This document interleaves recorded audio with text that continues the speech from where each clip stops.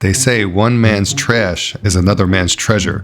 Today I'm putting that to the test by transforming discarded glass scraps into a one-of-a-kind glass pipe. So let's go. One of the reasons I love glass so much is because glass is one of those materials that can truly be recycled and reused, unlike plastic.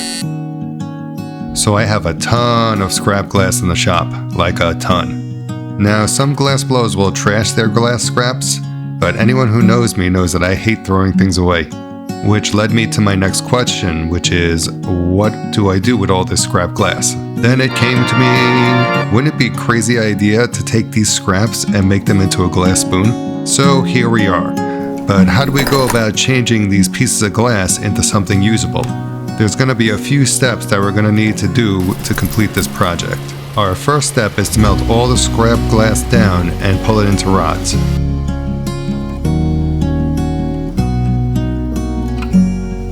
Here is the scrap cane that I made.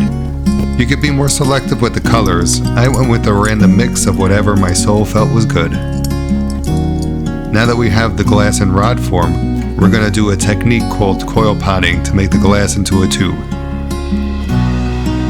Once we finish this, we need to melt all the glass into one solid piece. When coil potting, it's important to make sure there are no holes in the glass, or a tube will be impossible to work with.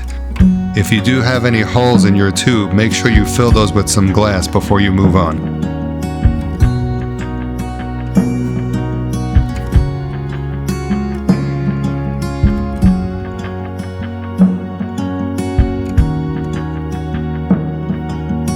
Now that we have a hollow tube, we can shape and blow the pipe.